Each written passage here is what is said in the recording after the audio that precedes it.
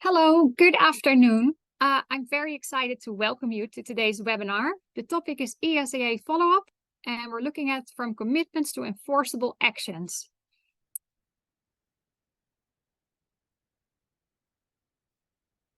The webinar is organized by the East Africa Network for Environmental Compliance and Enforcement and the Netherlands Commission for Environmental Assessment. Before we go further, I'd like to introduce myself. My name is Emmy Dortand, and I work for the Netherlands Commission for Environmental Assessment, or NCA for short. I'll moderate this afternoon together with my colleague Leila, who's sitting next to me, hidden behind not having her camera on, but she can see everything that's happening. So if anything goes wrong, let us know, preferably using the Q&A button at the bottom of your screen. This webinar is also recorded, so you'll be able to see back what's happening. We'll send the link to you probably somewhere tomorrow. In case you have any questions, you can also use the Q&A function at the bottom of your screen. If there are too many for us to answer live, we'll provide answers in writings and also send it to you together with the link to the webinar so that you have answers to all the questions that are asked. I'd like to show you the program of today and introduce you all the speakers. So firstly, we'll go to Gary Opondo. He's the director of ENISE, and he'll tell a bit more about his organization and the work they're doing, and also why we're holding this webinar. Then I'll tell a bit more about the NCA and the topic of this webinar, and again, why we're doing this. Then we'll go to Bryony Walmsley. She's the director of the Southern Africa Institute for Environmental Assessment, and she draws on decades of experiences. And she'll explain how to make actions, but also the plans and ideas for follow-up, how to make them enforceable. So how do we make sure they're actually being implemented? Then we're going to Robert Arena. Robert is the Deputy Director at NEMA Kenya, and he's responsible for environmental assessment and enforcement in Kenya.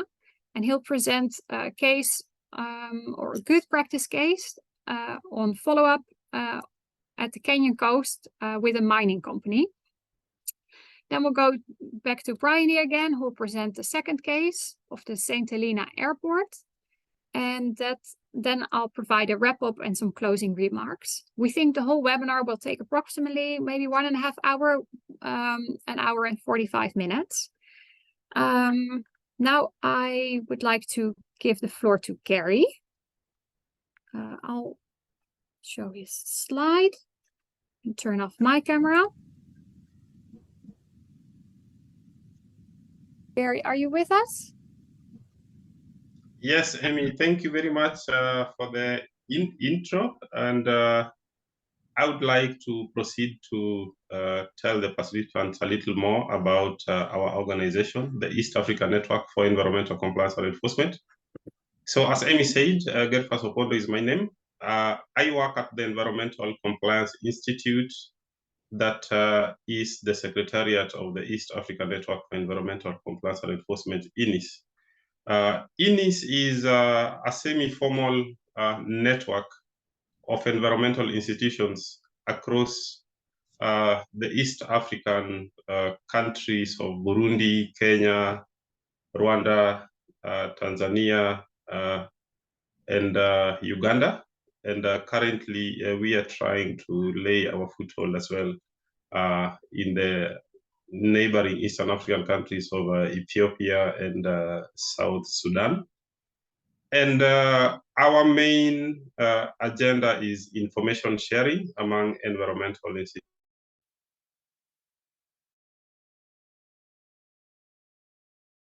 And as you know, from our name, you have there environmental compliance and enforcement. And environmental social impact assessment is a key tool towards assuring environmental compliance. And in this regard, we do have a cooperation agreement currently in place between us and the Netherlands Commission on Environmental Assessment. where in the long term, we are going to be supporting improved performance of environmental social impact assessments, as well as strategic environmental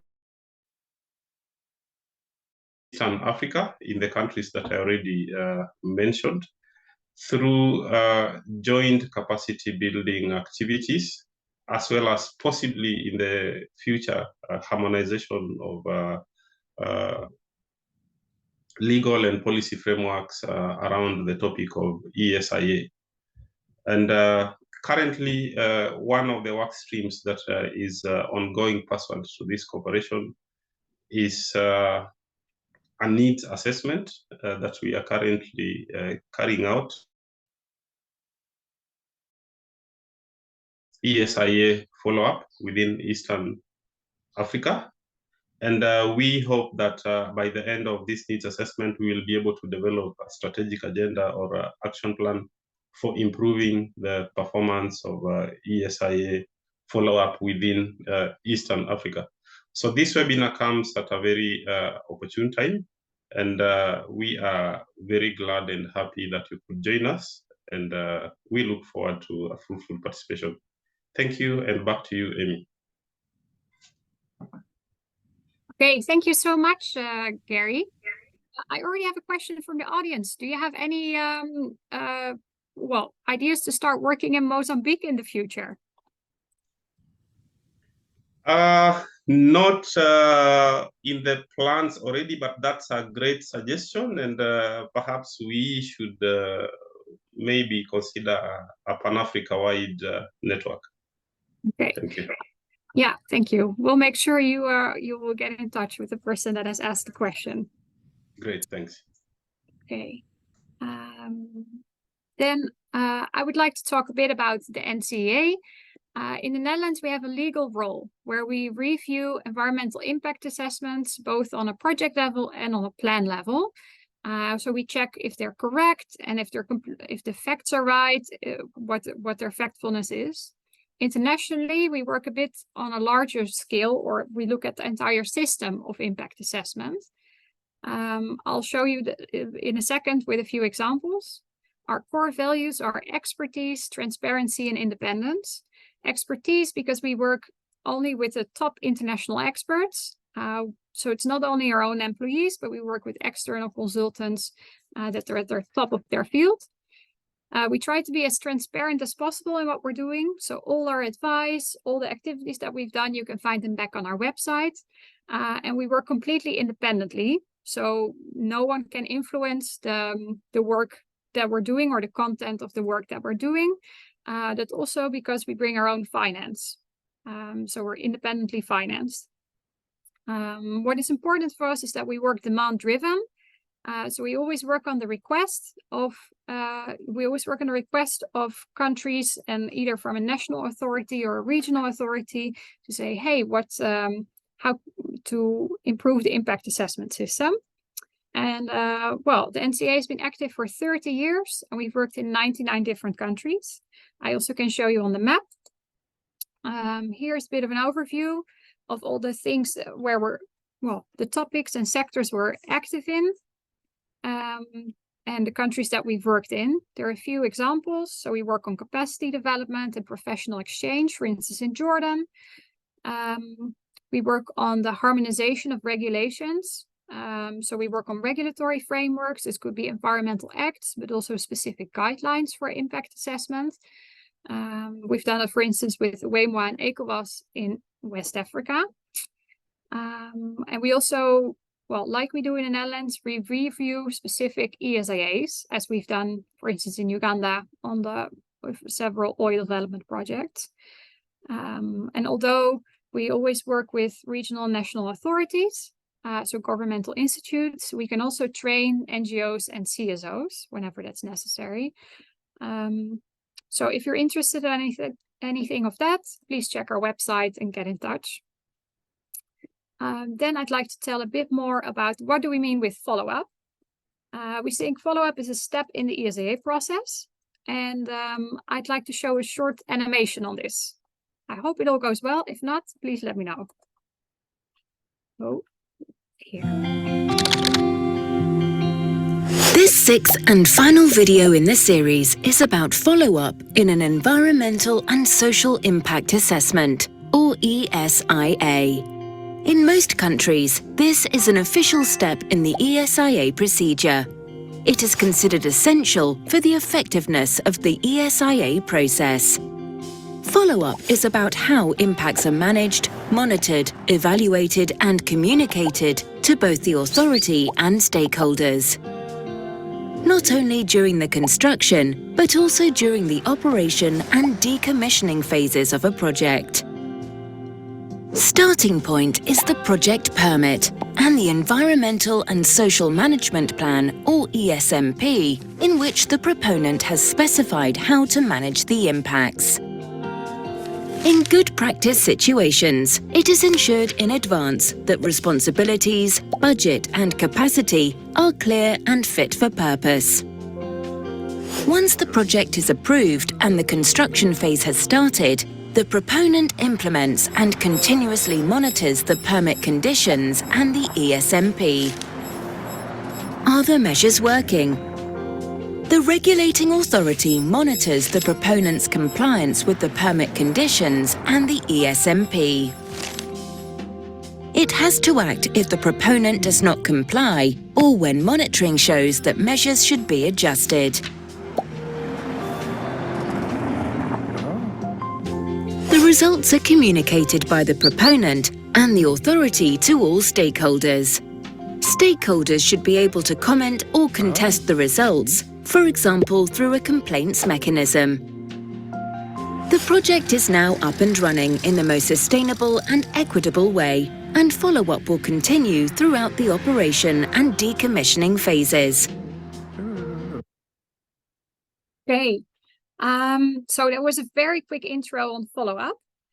We should note that this webinar will focus specifically on the enforceability aspects of follow-up. So it's not about how to do precise monitoring or how to do measurement. It's about, so it's about enforcement. So how do we make sure that the ideas and plans actually become practice? I'd like to give the floor to Bryony, who will start explaining a bit more about this. Bryony, are you with us already? Yes, I am, and I will now share my screen. Yeah.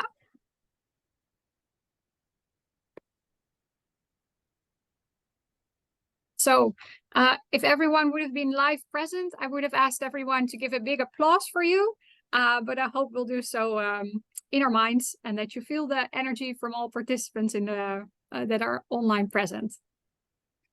Thank you, Emmy. Yes, my presentation is entitled From Good Intentions to Legal Requirements. And I'm going to look at the role of the ESMP to make that transition.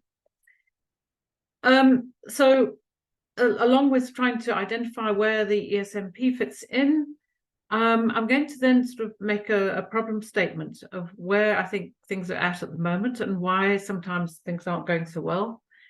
And then try and examine what makes a good ESMP, what makes something that can be enforceable, as the topic of this webinar suggests. And translating the ESMP into license and permit conditions, and then using the ESMP as a basis for follow-up. So that's what we will cover in the next few minutes. So what happens after the environmental and social impact assessment is finished?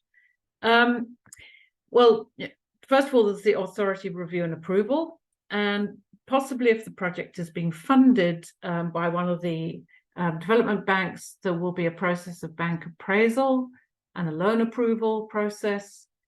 And all of this occurs in what I call the transition period between the finalization of the ESIA and the start of the project construction. And sometimes this can be actually quite long for a number of reasons.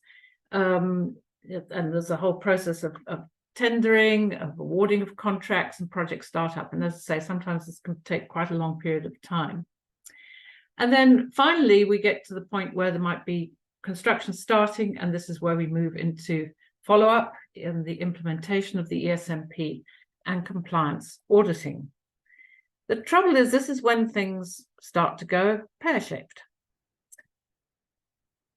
So let's look, where does ESMP fit into the whole process, and who are the main users? And I think by asking the question, who are the users, it then can focus us more directly on what should be in the mitigation plan and how should it be formulated. So we identify mitigation measures in the ESIA, and often these are just stated as good intentions or objectives. They're not particularly enforceable conditions. What we really want to see is that those the mitigation plan in the ESMP, now bearing in mind the ESMP may have lots of other things in it as well, roles and responsibilities, stakeholder engagement plans, and so on. But one of the key documents in the ESMP is the mitigation plan, and that should be a usable document. And one of the things that it's used for and is referred to is often in the conditions of approval of an environmental permit or license. And one of the conditions will be implementation of the ESMP. And it's on that basis, if we look at the bottom here, that there will be compliance auditing, monitoring and inspections. But if that ESMP is not actually auditable or measurable or enforceable, then that whole process fails. Also, the ESMP should be included with the tender documents so that the contractors can price their tenders. Too often, the ESMP is not included in tender documents. And so how can we expect the contractors to actually do and price for their environmental and social management commitments if they don't even know what they are? And so that can often be a problem. It's a very simple way of making sure that environmental and social commitments actually it's a better way to get them done. And then finally, the mitigation plan is used by site management during both construction and operation, and as the little video showed, as the basis for guiding the site management teams in what they need to do in order to avoid, minimize negative impacts and even enhance benefits. So there's quite a few different users for this document, and so it's got to be in a usable format. And as I say, the ESMP for me is the sort of the main document in the whole process. It's where you're translating the good intentions into actions. And we can also frame this in the Plan, Do, Check, Act model, which is a model of continuous improvement. And so we plan it would be the ESMP as the blueprint for what needs to be done, which is the implementation of mitigation or enhancement actions. These then need to be checked, and this is part of the follow-up, is the monitoring and auditing to check that those mitigation actions are being taken and are being effective. And then we have the actions, and this would be on the basis of monitoring and auditing, some form of corrective actions, and in the case of the authorities, enforcement and penalties if needed. And the idea then is that based on the results of monitoring and auditing and corrective actions, there would be perhaps a revision of the ESMP on a regular basis, perhaps, and I'll look at this in the case study later, but that really this becomes a format for continual improvement. So that's quite a nice way to frame it. So what is the problem?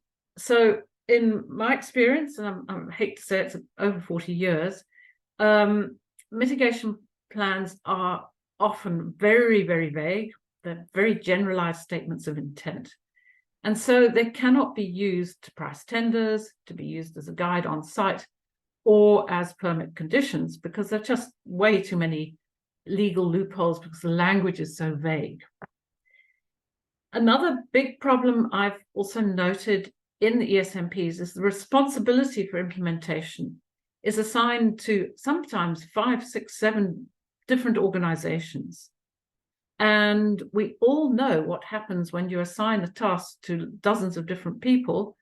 We all know the answer to that is that nothing gets done.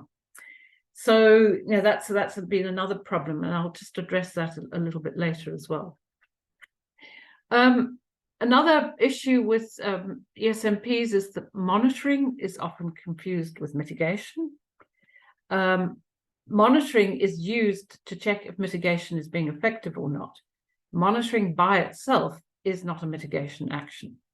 So that sometimes gets confused. As I mentioned, ESMPs are often not included in the tenders, and quite often because of shortages of personnel, equipment, etc., and lots of other reasons, implementation is also often not audited. So there's sort of things are left in a bit of a limbo in all these events. Another issue is with more and more requirements from the development finance institutions, ESMP is actually becoming very big and very large and very cumbersome. And it's becoming rather questionable whether they are usable or user-friendly in that form. And part of that problem for me is that the mitigation measures are clustered by environmental factor, not work area. And I'll give you an example of what I mean. Most ESMPs, you'll see, the mitigation measures are listed out under the components, air quality, and there'll be a list of mitigation measures, biodiversity, a list, community health, a list. It becomes, on very large projects particularly, it becomes very difficult for someone who perhaps is in charge of workshops to sift through all of those actions to come up with what is important for me in my workshop. And I prefer to see mitigation plans arranged by work area so that people can then know what to do better. So let's say we've got a large dam construction, and likely that there would be a workshop, a vehicle workshop there. There was likely to be a concrete batch plant if it's a concrete dam. There's likely to be a quarry or maybe some borrow pits, and there's likely to be a dam construction site team. Now, each one of those areas will have a foreman or an area manager who is responsible for the work being done in those areas. And if you can give that workshop manager or the concrete batch plant manager a much slimmer, thinner document saying these are the mitigation measures you have to apply in your area of work, there is much more chance that they will get done. And by doing that, you're then making that person responsible for the implementation of the mitigation in their area. And then there's hopefully, and I've seen it work in action, there's a much greater degree of accountability. And that's a very simple way of just changing things around so that it's much more usable as a document. So how do we take those vague generalized statements and make them into something that can be enforceable? So I've got here on the left-hand column what I've called poorly written mitigation measures. These are from actual ESMPs. And then I've rewritten them as what I'd like to see as an enforceable statement or an auditable statement. So one of the typical ones, which almost is written in almost every document I've ever seen, is minimize disturbance. And what does that mean? I mean, what does it mean? And so you can turn that around and you can say, no construction activities shall take place outside of the demarcated work areas as shown on map whatever and indicated by GPS coordinates, whatever. First of all, the contract can read that. He can look at the map, he can look at the coordinates. He now knows where he can dump spoil, he can dump soil, or whatever. He can put his laydown areas, whatever else, and he can price it. So tick. The people on site know that they cannot work outside of those demarcated areas, which perhaps should be marked off with barrier tape or whatever. And so they know exactly what to do as well, tick. Somebody who comes to audit the site, very difficult to audit minimized disturbance. Much easier to audit whether construction activities are taking place within or outside of the demarcated area. So this is auditable as well. So it gets another tick. So see where I'm going with this? These are much more enforceable statements. Let's look at a couple of others. The second one says, engage most of the labour force people from the surrounding communities. Well, first of all, of course, what is most? What does that mean? And which surrounding communities? And that's open to interpretation. So how do we make this more enforceable? We say employ at least 80% of the workforce from the surrounding communities, and then you might want to provide a list of those surrounding communities. So we're very clear which ones we're talking about. So again, it can be priced, it could be implemented, and it can be audited, and we get the triple tick. I'm going to go to one more. Let's look at the bottom one. Noisy operations shall be conducted at certain times of day. Again, what does that mean? What does it mean by noisy, and what are certain times of day? So how do we rewrite that one? We might want to define noise in terms of various standards to start with. And we can say in the following locations, and you list them, construction activities shall only take place between 7 a.m. and 5 p.m. on weekdays, whatever on Saturdays, and no construction work shall take place on Sundays, right? So again, contractor knows exactly what he's got to do and when he can work. So do the people on site, and this can be audited as well. So these are ways, it's saying the same thing, but in a much more enforceable manner. Right, so the easiest way to ensure that the ESMP actions are implemented is to include, as a condition of approval and project authorization, fairly simple, implement the ESMP. But as I say, the ESMP has to be in an enforceable format, otherwise it's kind of meaningless. But you may want to augment this by saying something to the effect of the environmental authority, whoever it is, reserves the right to enter into and inspect the construction site at any time in terms of article whatever of whichever act. Again, so it gives the right to the environmental agency to actually conduct an audit or an inspection. In some countries, for example, South Africa, they have delegated the responsibility for auditing to third parties. So this is not a verbatim thing, but the essence of it is the proponent shall appoint an independent registered consultant to audit compliance with the ESMP once per year for the duration of construction. It's very clear how often, frequency, and for how long. And then it says the annual audit report should be submitted to the environmental authority within 30 days of said audit. So it's very clear what needs to be done and how it should be performed.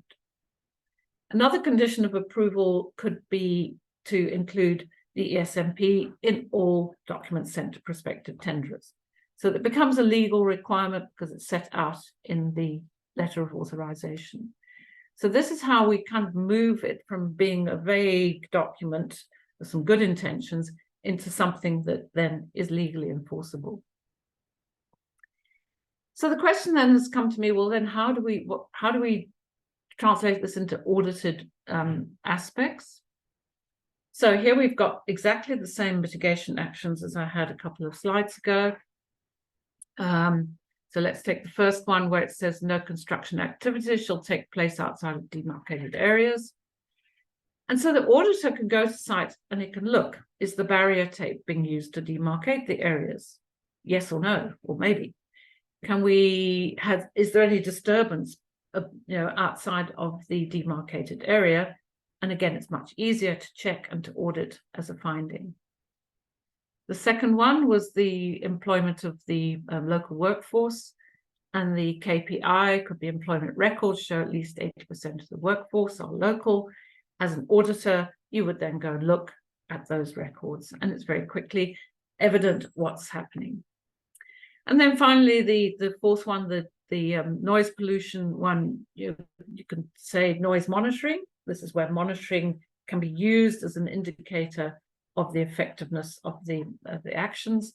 Noise monitoring shows sound limits don't exceed the nearest receptor, or not exceeded at the nearest receptor. You may want to look at the complaints log and see that no complaints have been received, and so on. So this is how it makes it much easier to audit the mitigation plan when you phrase these things like this and you have KPIs. So that makes everyone's life much easier. So in conclusion, I think we can say that ESMPs are critical to the implementation of projects. Now, projects could be deemed to be successful if, yes, they are technically and financially sound.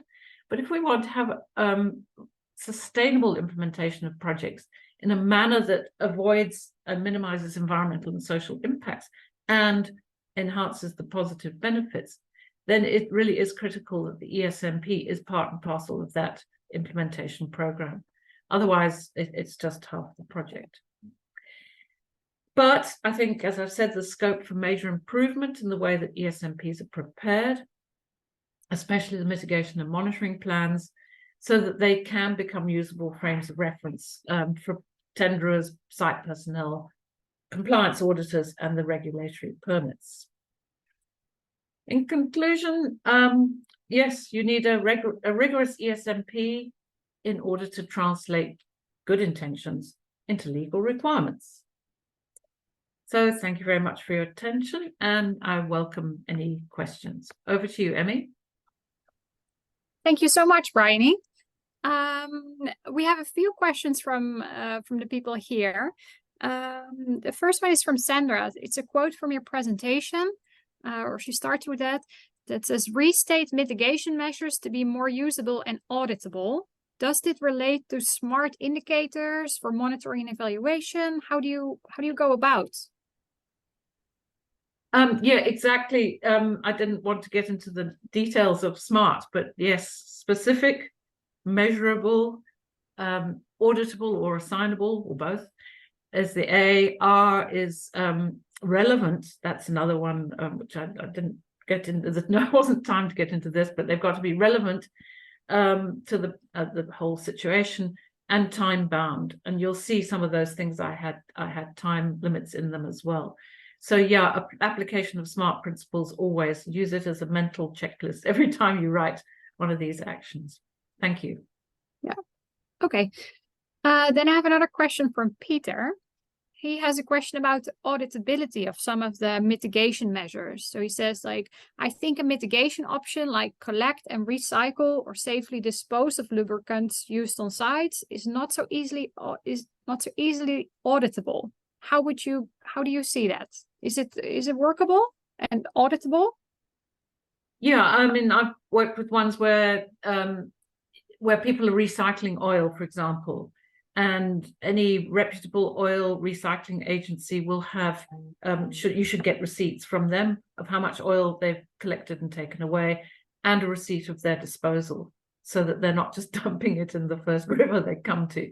So you can have a look and audit the oil recycling receipts for one thing, or if there's a situation of that people are how they're managing all their oily waste, and it needs to be set out. You can't just say in the mitigation plan recycle as much as you can. You would need to be much more specific of which wastes are going into which area and how they're going to be treated. And then you can audit it. But if you just leave it vague and say ensure recycling, you can't. So you can't audit it and you can't enforce it either. So yeah, you just have to write it out in much more specific terms and according to the SMART principles. Yeah. Okay. Thank you so much. I have a third and last question before we go to the next presentation. It's from Luciana. She says there's a trend recently for the ESMPs also to include budget requirements for the mitigation measures. What's your opinion on that? Should the environmental consultant be responsible for this? Oh, that's a very good question. And quite frankly, I don't know the answer. Yes, there is a trend. It's, in my view, as an environmental consultant, it's very, very difficult to price some of the things which are really up to the contractor to put in place. And it's very difficult for someone who knows nothing about hauling of spoil, let's say, or creating topsoil dumps, to know what the cost of that is. So there's a couple of things one can do. One is to be working, and this is actually good practice as well, is to work with the design engineering team or even the contractor to make sure that what you're suggesting is a practicable and practical mitigation measure, that you're not going, putting such a big onus on something that it won't ever be done. and then working with them, they will have design teams and they can put prices on it, because it is quite difficult. But in my view, yeah, you can put prices on it. But I did some research work with the African Development Bank a few years ago on transportation projects. And what I found was that the amount listed or suggested in the ESMP and the amount that went into the loan agreement bore no relationship to each other whatsoever. So I don't know what's the value of putting the money value in there. I don't know. It's a very tricky one. And how do you get to something meaningful? But as I say, if it is put in the tenders, you can then get an idea of what the contractor is tendering and maybe evaluate it at that point. There's no hard and fast rules, and it is a bit uncertain. But thanks for the question. Difficult one. Yeah. Okay. Yeah, and thank you for your answer, for your good explanation. I've just heard we still have time for another question, if you are up for it. Leah asks, it's very useful to understand the contractor view better. For instance, the divide mitigation measures per work area. To what extent should ESIA practitioners know about the nitty-gritty of how the contractor organizes themselves on site? Oh yeah, good question. I mean, it's surprising, but some people don't. But yeah, it's much the better way of doing things. And I'll provide an example in the case study as well of where it was done by area, and much more effective in terms of making those people responsible for their work. But I do think there is scope for environmental consultants I think there's always scope to work more closely with design engineers and then with the construction teams to see how those areas will be arranged, and to write the ESMP according to work area or work lot if it's a long road and it's going to be divided into lots and things like that. So I think there is some scope there for better integration into the construction period. But good question. Yeah. Okay, thank you. I believe the questions were answered in full.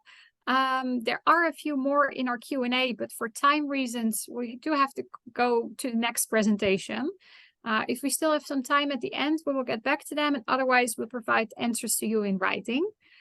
Then I would like to welcome Robert to start his presentation on the good practice of ESIA follow-up in Kenya on the topic of mining. Welcome, Robert. Happy to see you here. Oh, you're still on. Yeah, there you are. Let me share my screen. Mm-hmm.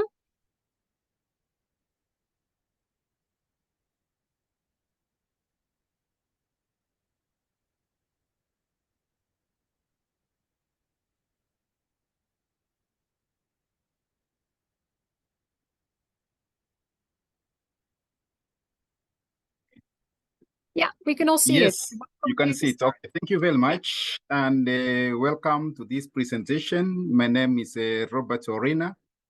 I'm working with the National Environment Management Authority in Kenya as the Deputy Director in charge of environmental assessments, where we review and process licenses for ESIA and ESIA.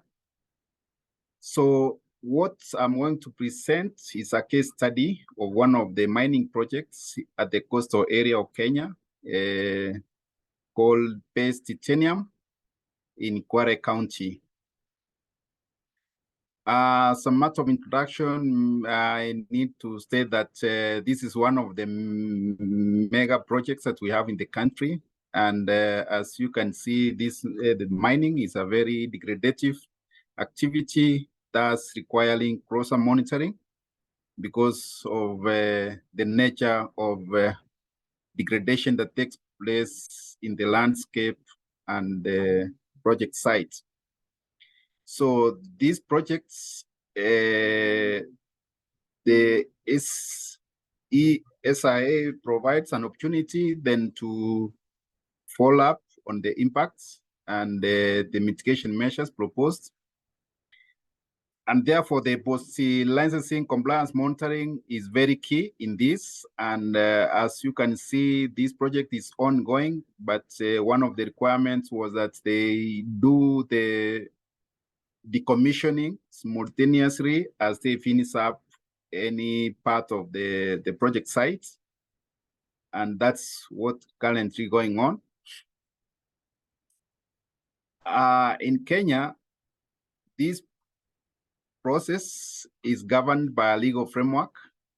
We have the Act, the Environmental Management and Coordination Act, 1999, and the regulation, the EIA and Audit Regulation, which was developed 2003.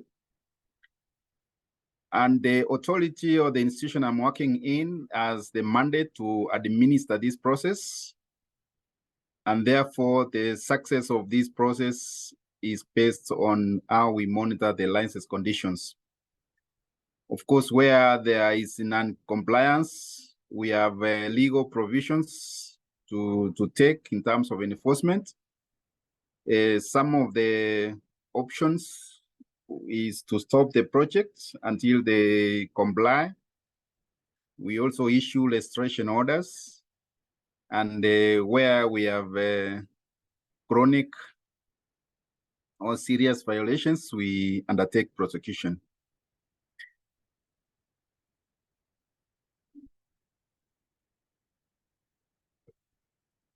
Okay, for the projects, this case study, it undertakes mining of 3 minerals. That is the rutile, ilmenite, and silicon in the coastal region.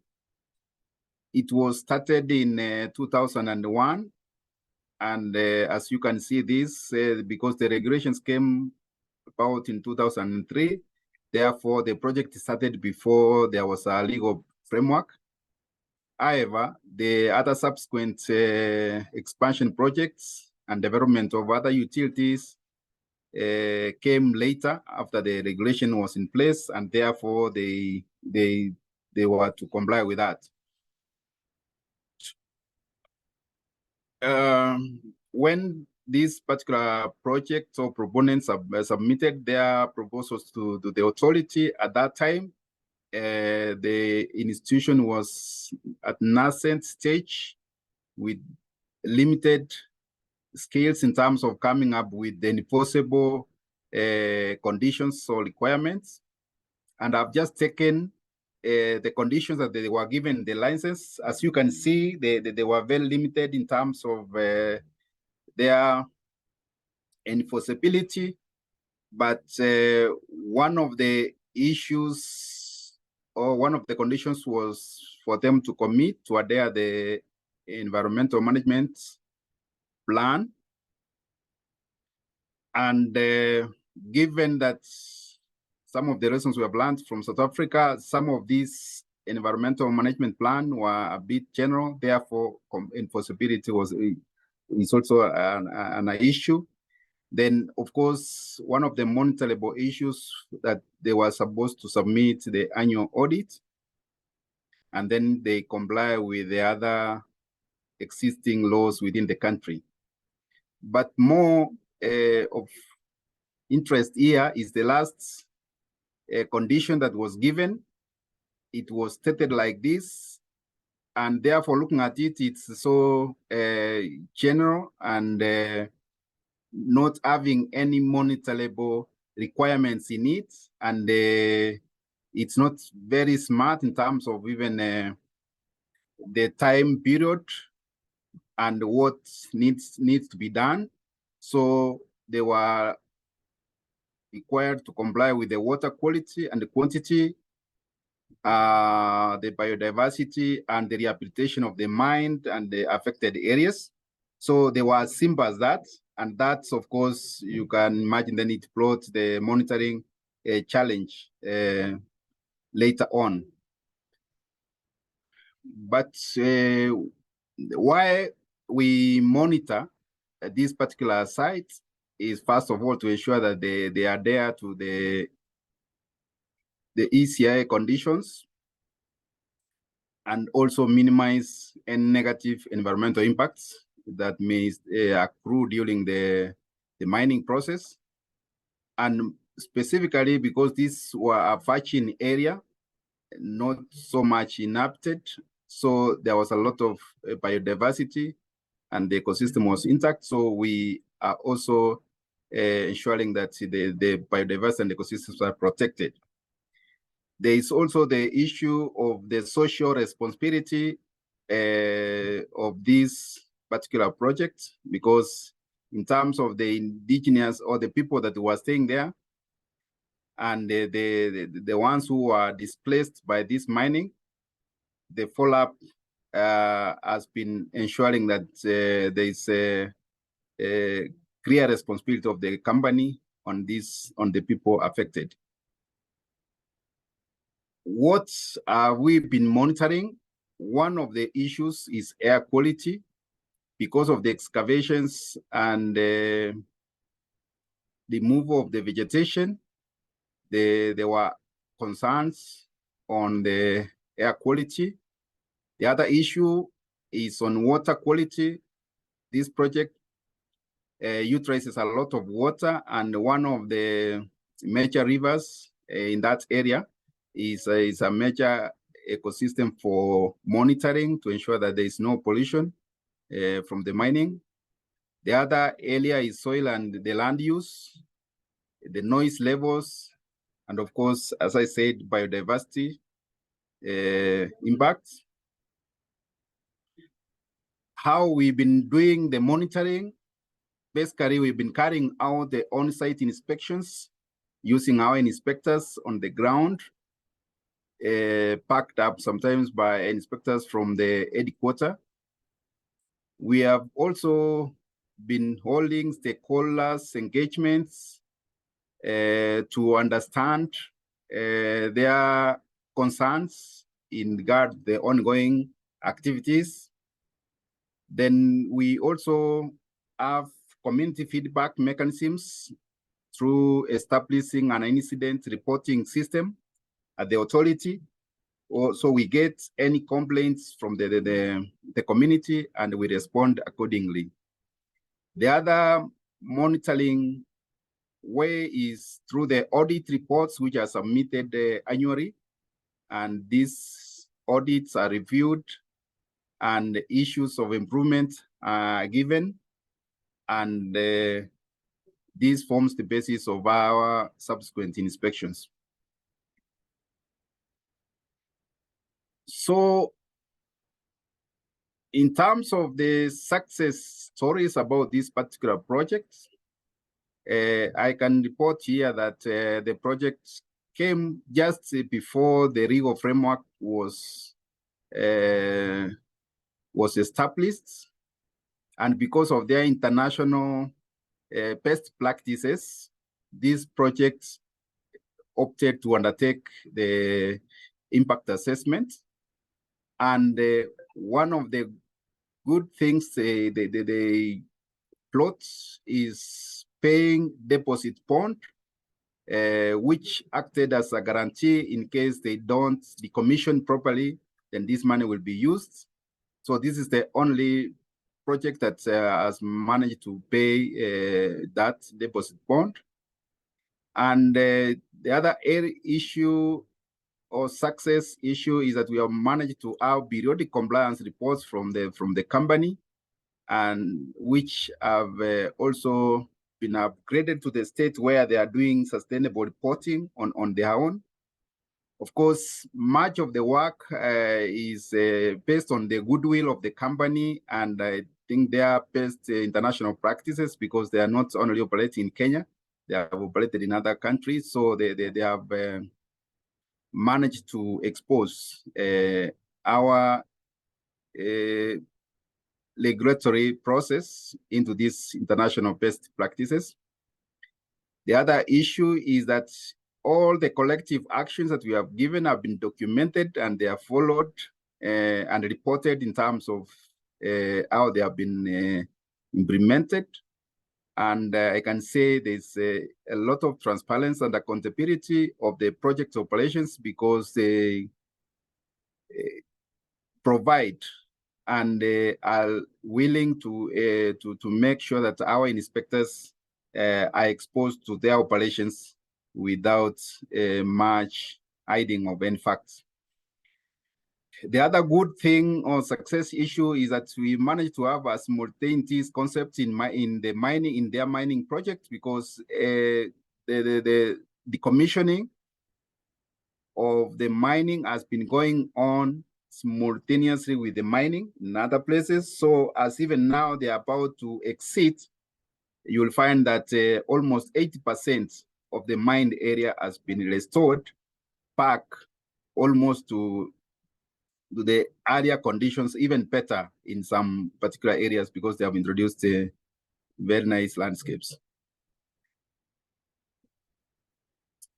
So some of the lessons as an institution we have learned is that there is need for proactive engagement between the regulatory authority and the proponent in order to ensure that all the environmental concerns are taken into consideration before an action takes place. The other issue is ensuring compliance with all the statutory requirements throughout the project cycle to ensure that at the end of it, everything goes according to plan. Another lesson we have learned from this is that there is a lot of profit in terms of self-regulations, where you have companies that can audit themselves, do self-regulations, because sometimes you find, like our authority, we are so much limited in terms of the numbers of inspectors. We have very few inspectors, and comparing to the number of mining activities going around the country, then our own monitoring mechanisms may be limited, and therefore the environment may be affected. But where we have companies that have adopted self-regulation is a very good case scenario. The other issue is making sure that there is adequate and meaningful public action plan, where the stakeholders, engagements, and the communities are involved to understand the process, because it's through this that then our incident system can work. In case there is any non-compliance, you find the communities understand and they can report for quick interventions. So this is also a very good case where the community are very well sensitized. Lastly, the other learning lesson is the negotiated compliance where applicable. We have had where we have cases of non-compliance, we've enabled this negotiated compliance with the company, and it has brought them back to compliance in a way that it's a win-win situation. And then the last is the compliance assistance program, where we have provided our technical expertise to the company and shared in areas of resource use management. And this has given a good working relations between the proponent and the regulatory authority. So it has removed that policing kind of mentality, where whenever you go to the company as a regulatory authority, they are fearful and they are not willing to refill most of the issues. So these are some of the learning lessons in regard to this company. And we have had challenges. One of the challenges, of course, is the political interest and interference in compliance monitoring. You'll find the local politics play a lot of role in terms of either inciting the community or showing up their interests, sometimes which may not be environmental in nature, but then it calls for a lot of interest in the monitoring or the post-EIA monitoring. There is also low levels of community literacy. The area where this mining is, of course, the literacy levels is very, very low. Therefore, they may not be also be understanding the impacts properly, and therefore they may not either report any non-compliance issues. The other one is, as I said, in terms of capacity, skills, and equipment by our inspectors to monitor, especially in the pollution aspects, whether the air and the water pollution. Sometimes it takes a lot of time for us to detect any pollution aspects that has taken place. Then there is also the issue of legislations. There's a gap. The deposit bond legislation that has been drafted has stayed in the process for quite some time. It's not yet enacted, but soon it may. But it's a challenge. That means that other mining activities are not subjected to this particular requirement. So it depends on the goodwill of each particular project. What I can say about we have seen as benefits of compliance monitoring is that the company so far has spent a lot of money in terms of the long-term environmental sustainability mitigation measures. And there is positive community relations that has been fostered out of this monitoring. And then the regulatory compliance and risk mitigation. We have managed to make sure that the resources, especially the water, the river has not been polluted as much, and there is a proper monitoring of the biodiversity in the area. So that is it from me. Thank you very much. And I ask for if there's any question. Thank you, Robert, for your presentation. I think it was very helpful, and we do have a few questions from the audience. The first one is, you talk a bit about the environmental audits, and how are these linked to the ESIA and the ESMP?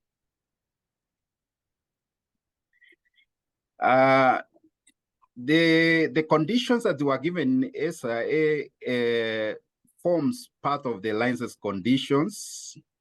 And in the first year of operations, the audit that is done is to really show us how the operations have complied with those conditions that were given. And the subsequent audits is a follow-up on the improvements that have been made in those especially those conditions and the requirements and improvement orders that have been provided thereafter after every review. So I can say that the audit is based on the environmental requirements or the conditions that they are given in the ESIA. That's the linkage that is there. Okay, thank you so much. Secondly, we're curious about the community mechanisms. So the community has a way of like giving feedback to NEMA or the rest. How does this work? How is it? Do you know how it's organized? First of all, the community have been sensitized. We have an incident reporting system at NEMA, and we have a department that creates awareness to the communities, and in case they detect any violation, they report through that system using their phones or sometimes written. But also we manage to enforce or make sure that the company has a redress mechanisms, and they have a whole department assigned to engage with the communities in case they have any grievances that can be solved there. That is also done. So in case where there are some areas that have not been solved, we have been receiving that. And we have also presence in those areas. We have a NEMA office in the county. Whenever there are any issues, they are reported directly to that office, and then it's taken care of. Okay. Okay, thank you so much. So that's a bit about the community mechanisms and how civilians or citizens around the project can report.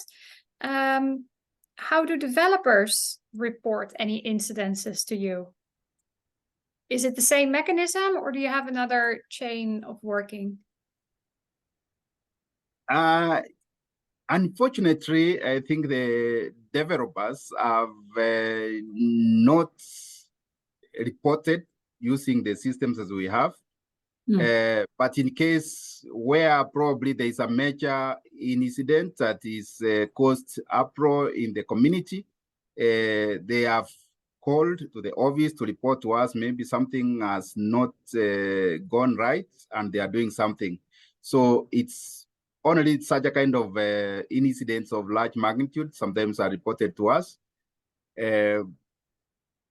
Yeah, I can say the proponents has no mechanisms of reporting until probably it's detected by the communities. Yeah. Okay. Okay, thanks. Then for time reasons, I have a last question. There were a few more other questions in the chat, which I will answer by typing. And that is about the integrity of self-regulation. You explained a bit that, well, the company or the developer, they do a lot of monitoring themselves, and you have occasional checks with them. How do you guarantee or ensure the integrity of the self-regulation and the self-monitoring?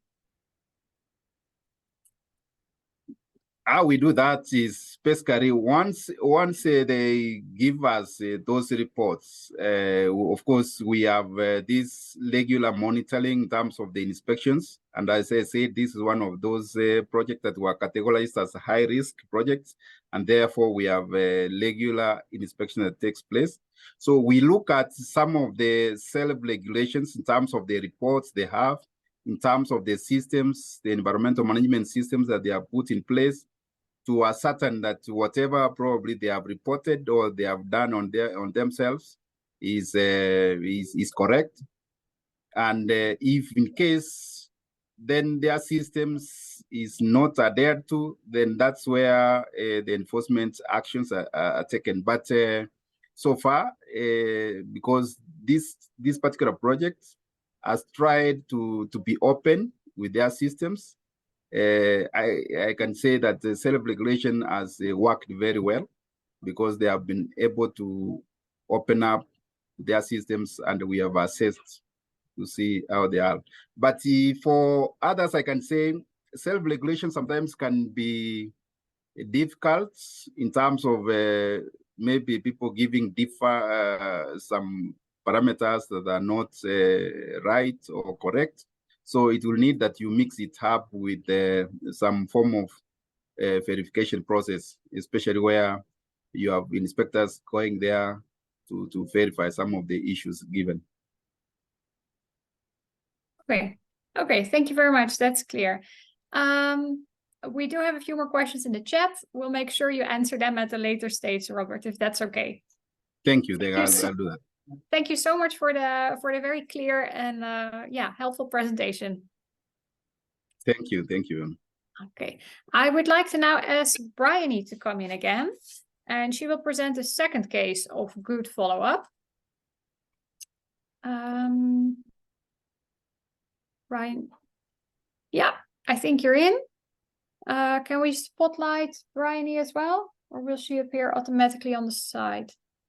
Robert, perhaps you could turn off your microphone and camera.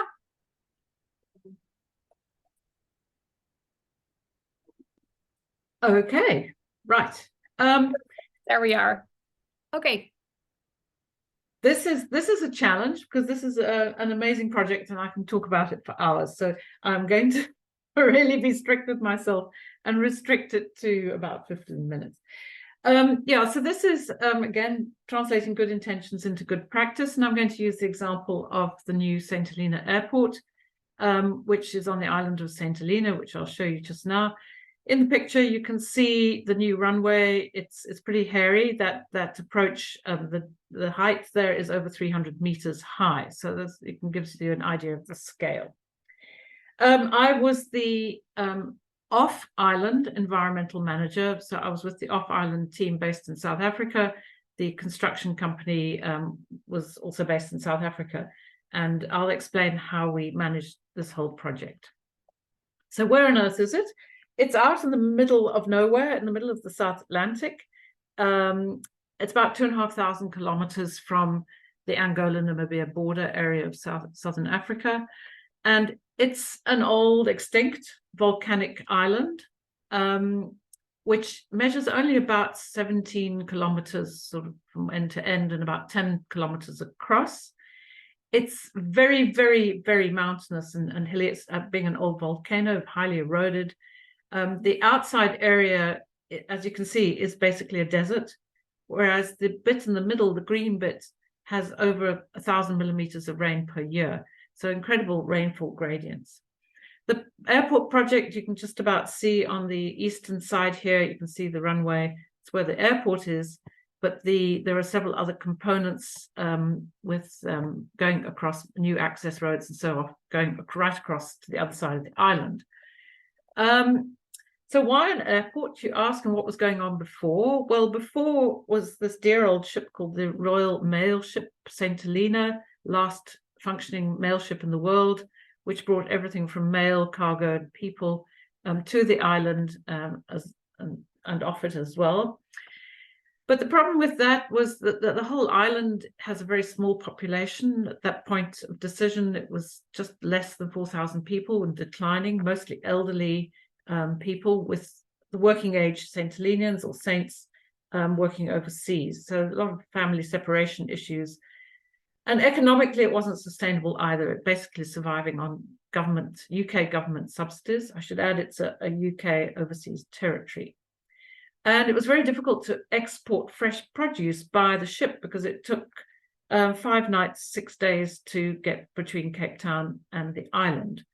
But this project was wonderful as a project team because that was our journey to work, which was quite nice.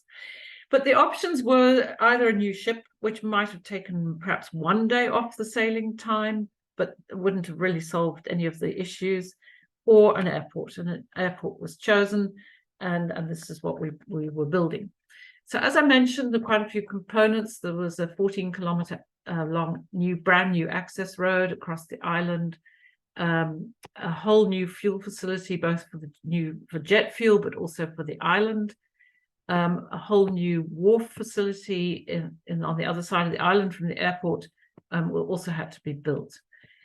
And then the airport itself, of course, there's the runway, the terminal buildings, the navigational instruments, and so on.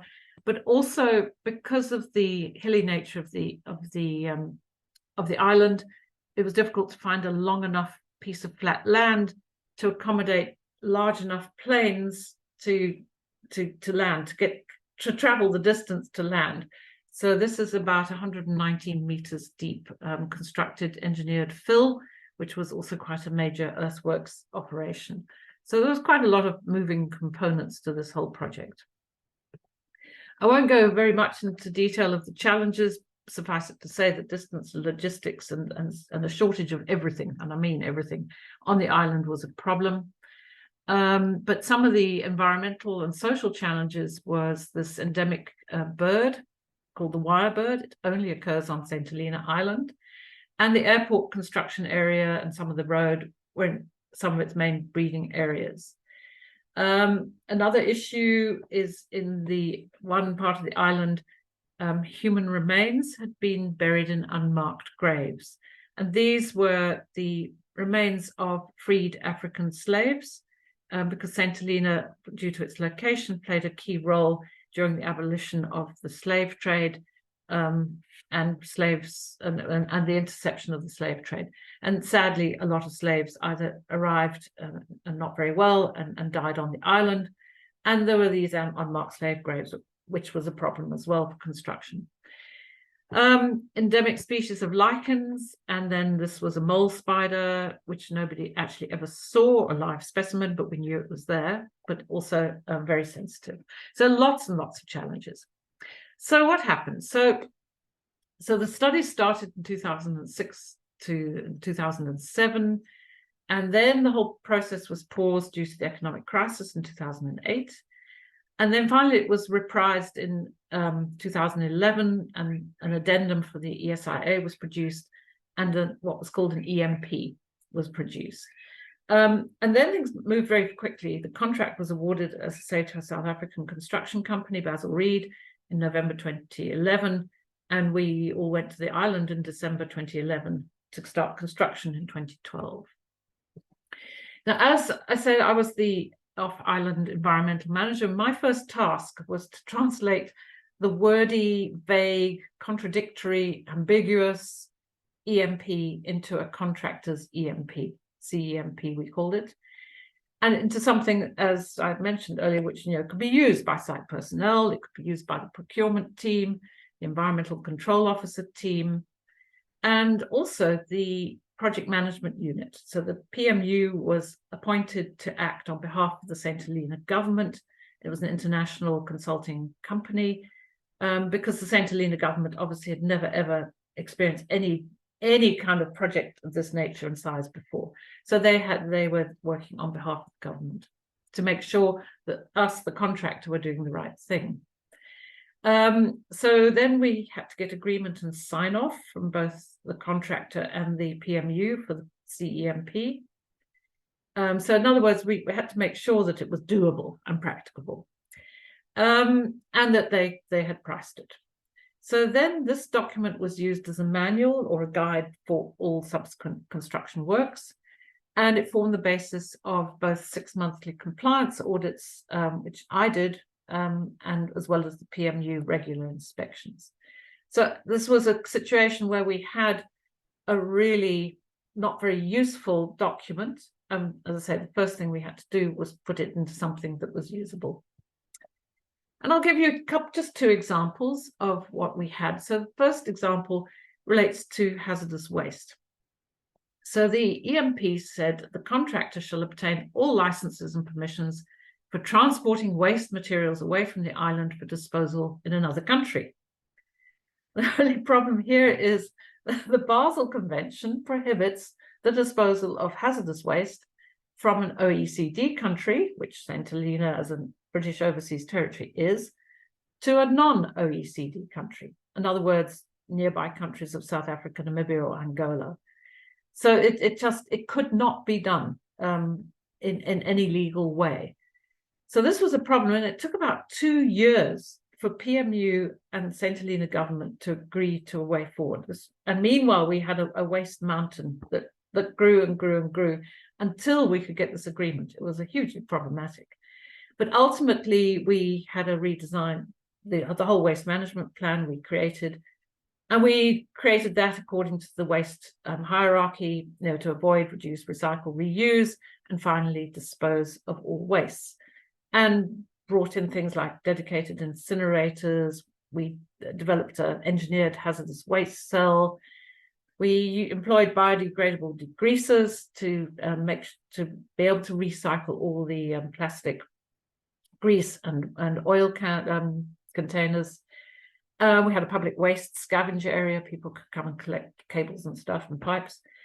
And one of the most important things was a bioremediation pad, which we developed to clean all contaminated soil from minor spills and leaks, which was highly successful.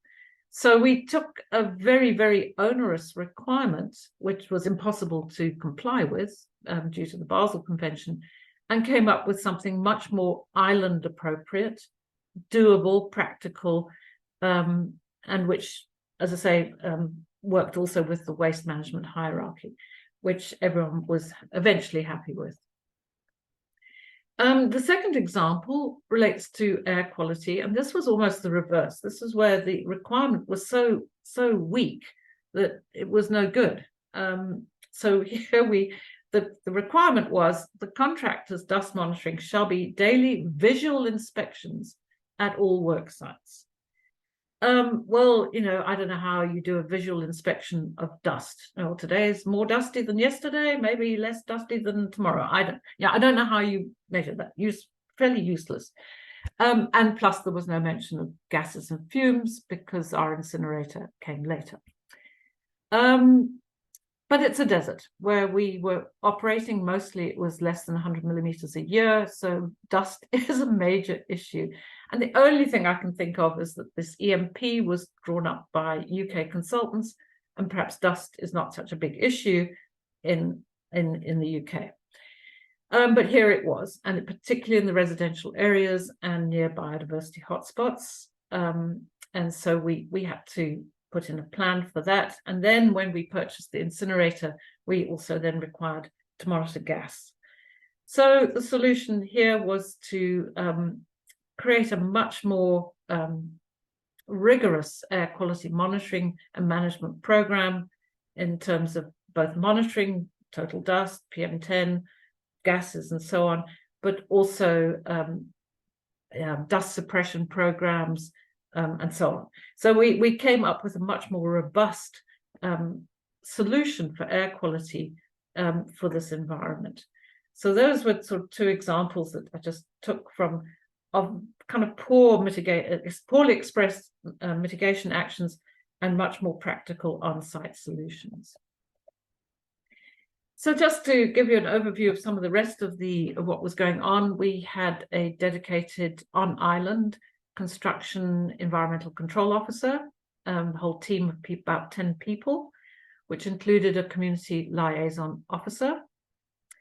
And these were not legal conditions as per an environmental law. These were contractual requirements. So as we were on an island with very, very weak levels of environmental governance and law at the time when we started. And so this was driven more contractually and by the PMU, and I'll show you just now. So we had a 24-hour hotline, we had a complaints log and an incident log as well. And then we had weekly workplace inspections and audits by both the environmental control officer team and the PMU environmental monitor. Another interesting thing, this is a bit of a side point, but was really interesting in a remote environment where we were short of skills and people and everything else. Because it was a design, build, operate contract, there were changes to design all the time. Some of them were minor and some were quite material.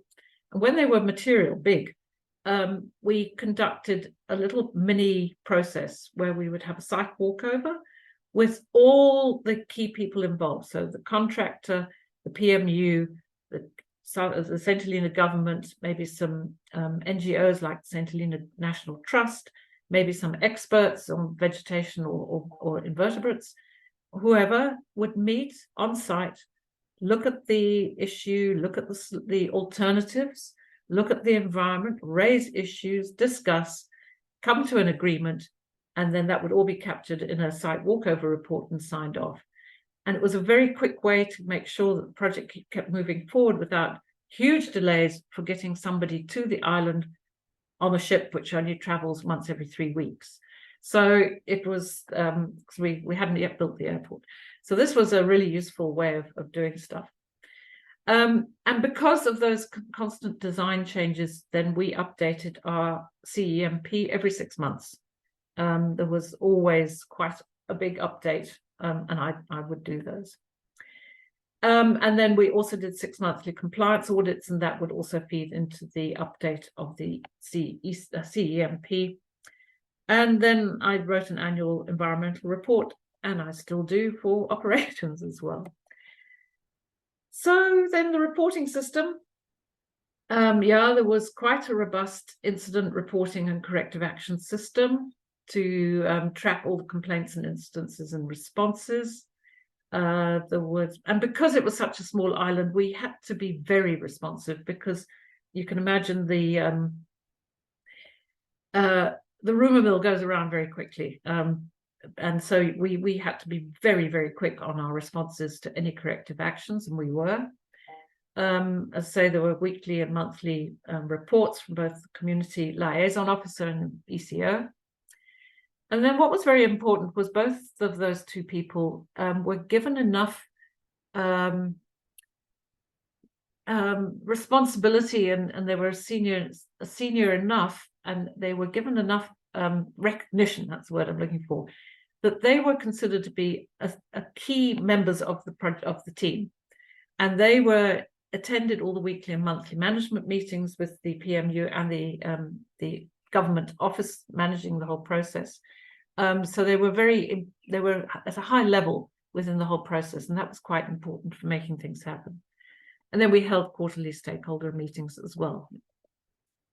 So it looked like, when we talk about sort of compliance auditing and controls, in this situation, it was quite interesting. This would be, sort of organogram from Department for Development, International Development, UK. DFID was the funding agent, gave the money to the St. Helena government, who paid for their PMU, and then obviously down through the contractor.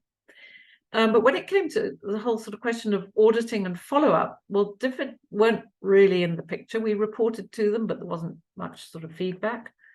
St. Helena government had never worked on a project, anything like this before, so they left it all up to the PMU.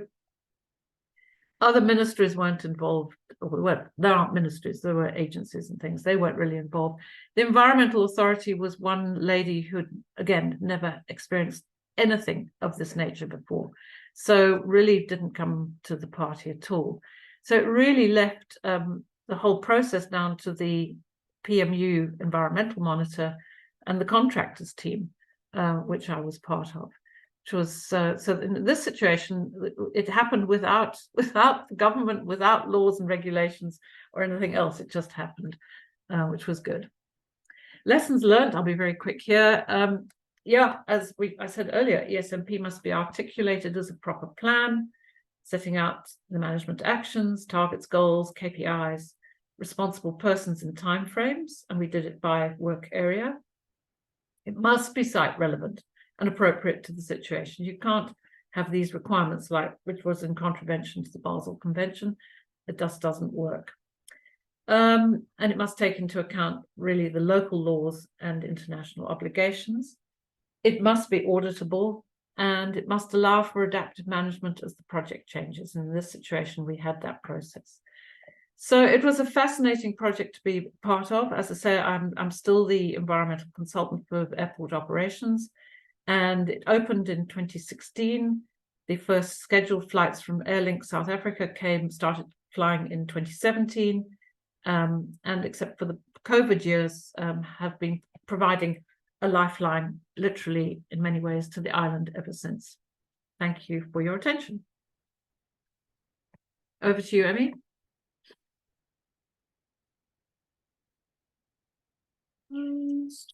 Okay, thank you so much. There's a few questions from the audiences or from different places. The first question is from Peter. After approval of the ESIA, is it acceptable to change the ESMP that was approved, or did you find clearance from the authority again? This was sort of part of the problem. Personally, I'm not even sure who approved the ESIA. I'm not sure if it was DFID, because they certainly contracted it. So that would have been in the UK. But the jurisdiction is on the island. I'm not sure who actually issued the approval, to be quite honest. But it did go into the contract, that for sure. That is what happened. And so it was the regulatory bit was through the contractor's contract rather than through any legal or other, say, conditions of approval or anything else. So that's how that was managed in the kind of absence of a functioning environmental governance system on the island. Okay, thanks. Then I have another question. It's about the contractual requirements versus the legal requirements. So how did the contractor find complying with the contractual requirements rather than the legal requirements during the construction? Also having in mind that the compliance had a huge financial implication. Yeah, I mean, at the time we started, there really was very little in the way of directions for that sort of work on the island. And subsequently, they have developed their own environmental protection ordinance, which is still a framework act and has got no regulation yet in it. Things move very, very, very slowly on this island. So we were working on the contract, but the problem was the contract, the EMP formed part of the contract. And as I said, the example of the waste was just one of many which were unimplementable for various reasons. And so there was a constant tension between the contractor and the PMU. And unfortunately, the PMU environmental monitor had never monitored a construction site ever in their life before and knew nothing about the environment. So we had a very, very difficult situation where the tail was kind of wagging the dog at certain points, but we were being led by someone who didn't know much. So that's why it took 2 years to sort out the hazardous waste management situation. We were advocating for an appropriate system, and the contract, they were very rigid, said what the contract says. So yeah, it got quite difficult, I must say, in certain points, to find a way through that without any guidance from outside. That was sometimes a challenge. Yeah. Okay, thanks so much. I have a notification in between. I see someone is raising their hand. It would be ideal for us if you can put the question in the Q&A. If it's not possible, we'll get back to you at the end of the presentation. Then I have a question for Bryony on the project she presented, but also for Robert, as I think this will cover what was interesting for both of the cases that were presented. Well, as NCA, but I think others in the field, or as noticed in the comments as well, is that displacement of populations is often an issue. Well, it's very much a social problem or aspect. Well, ESIA is still often regarded as an environmental tool. So not always the environmental authorities have the rights or the possibilities to respond to displacement or social issues. How was that handled in the St. Helena case, but also on the Kenyan coast? I'm very curious to hear. In our case, there was actually no permanent take of property. There was no displacement of anyone really. There was use of a government grazing area, but it was government property, so there was a compensation, I think, paid by government to those people who leased it for, because there was a temporary access road over it, and then we had to rehabilitate, which we did. But no, we didn't have any of those issues. Our biggest issue was HIV/AIDS, and the EMP was completely silent on that issue, and so that was something, and it was something that was a taboo subject on the island. So that was something that was a tricky one we had to manage as well and address. Over. Emily, Yeah, there I'm. Robert, could you explain anything about the possible relocation or resettlement of the parts on the Kenyan coast and how NEMA dealt with it? Oh, you're also still on mute. Okay, you can hear me now? Yeah, I can. Thank you. Yeah, the mining project at the coast really displaced a lot of people because of the expansive nature of the project.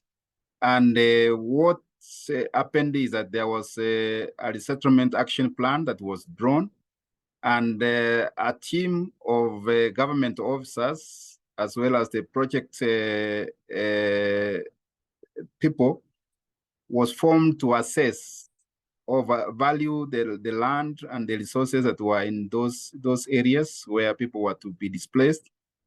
And there was an agreement on the compensation. So all the people in the affected areas were relocated, were paid. And because the area is not highly populated, they were able to get land outside the project area, and they were compensated satisfactorily. That's what took place.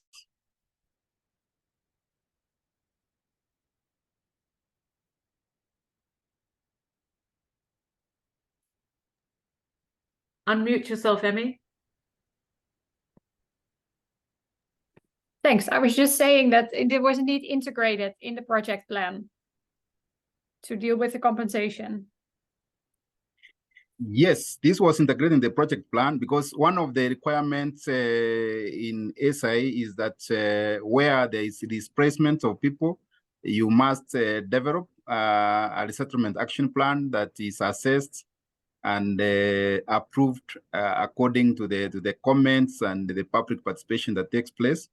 So even the monitoring aspects on what was proposed is one of the issues or aspects that we monitor to ensure that whatever was promised to be done has been done. Okay, yeah, thanks. Then I have another question to also both of you again.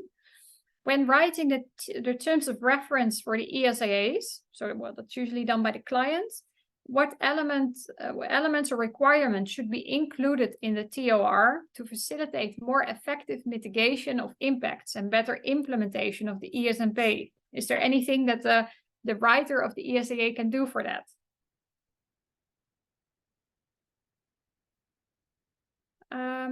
One of you would like to answer it? Robert first. Okay, this depends on the locality and the kind of probably detailed information that is required. Probably if it's issues of water, then we'll require that one of the TOR issues should be the hydrology or hydrological study of the place.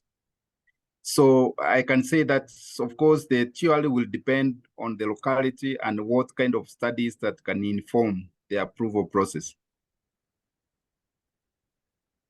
Okay, thanks.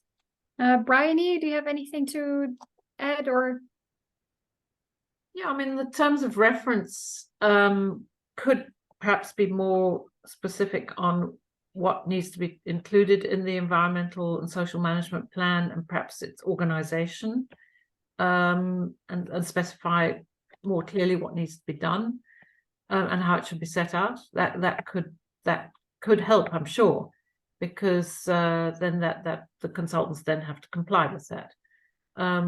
Yeah, I think that would be quite a simple way of trying to ensure that there's better outcomes and outputs. Thanks. Yeah, okay. Thanks. Then I have another question that also can be answered possibly by both of you, and it's a bit about the organizational structure. So how do you integrate ESIA into the environmental authorities? Daoda asks, I would like to know whether or not an ESIA regime should be tied into a Department of Compliance for any environmental regulatory agencies. So is ESIA, is that part of the compliance department or is it best placed somewhere else?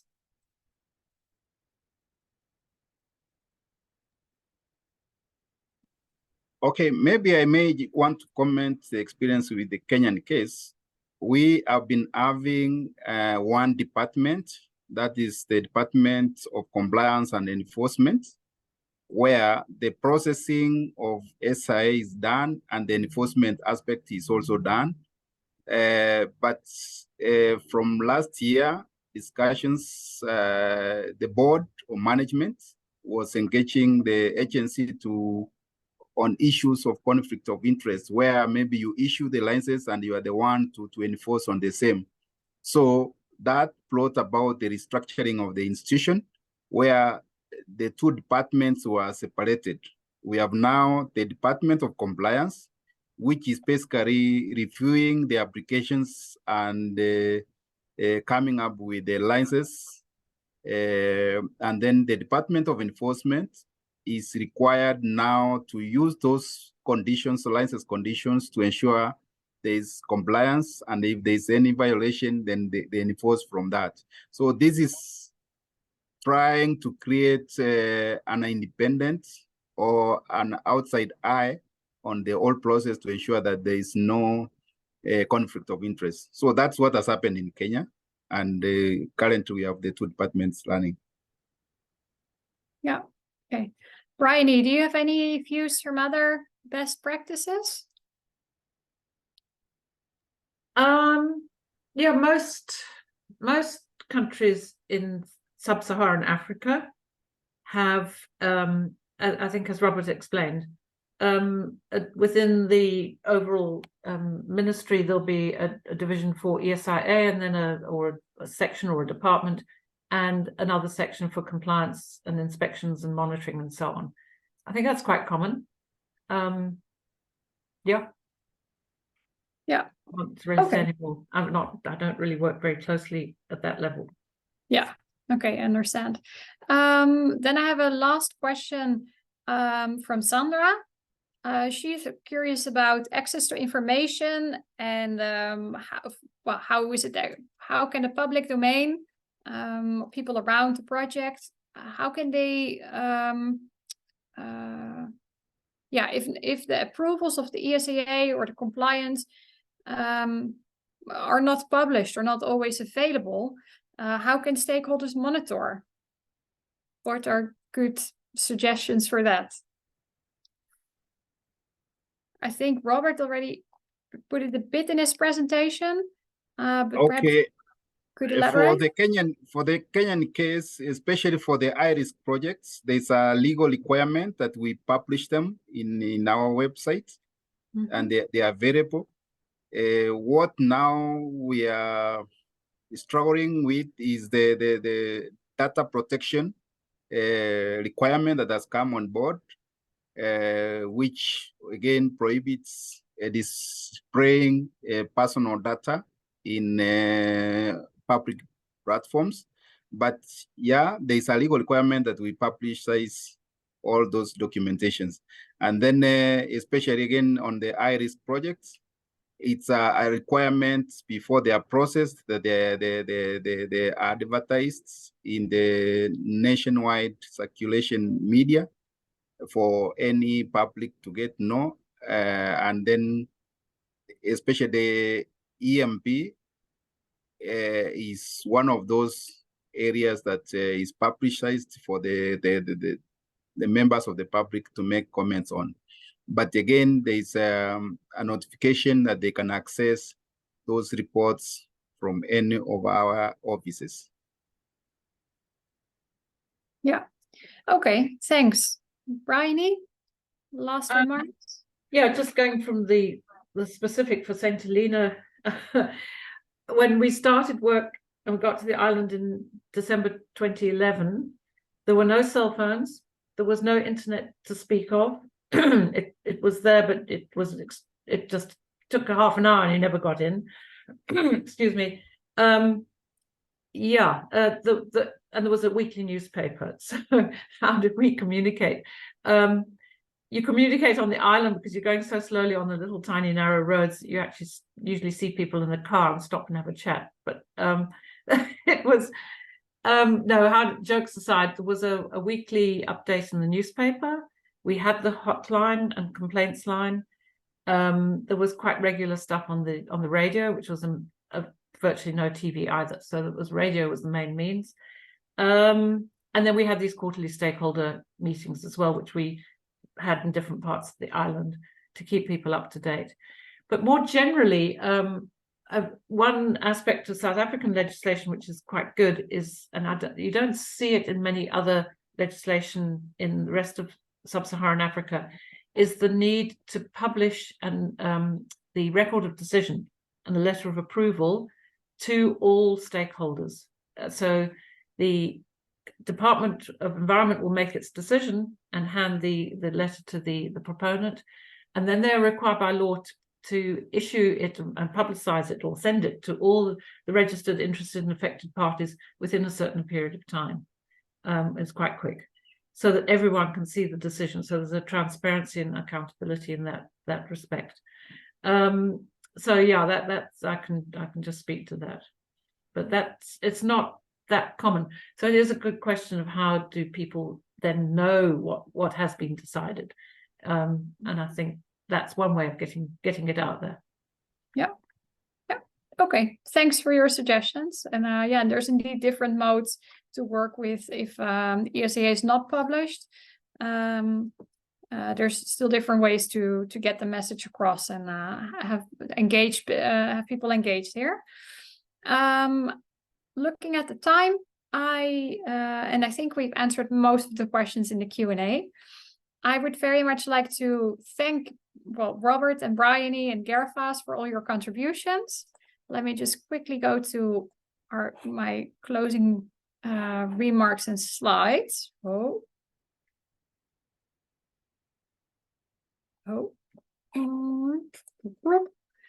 I would like to thank all the attendees for your time, for your active engagement through the Q&A.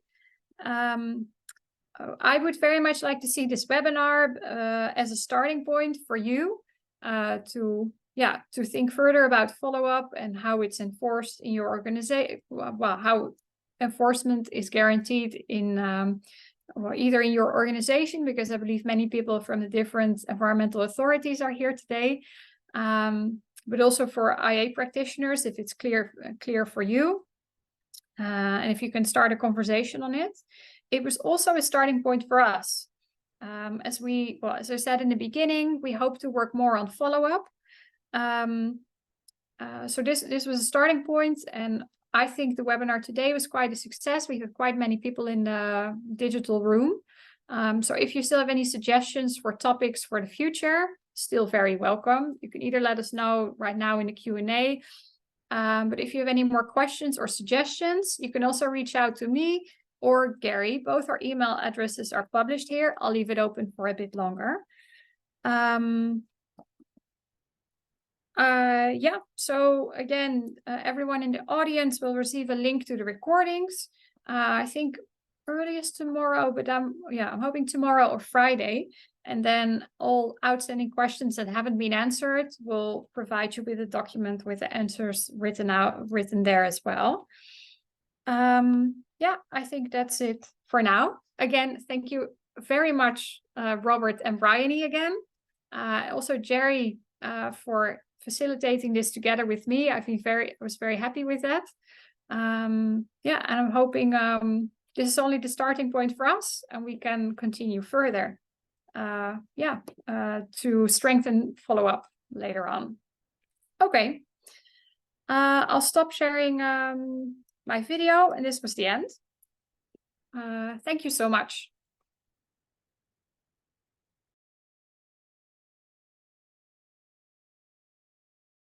Thank you.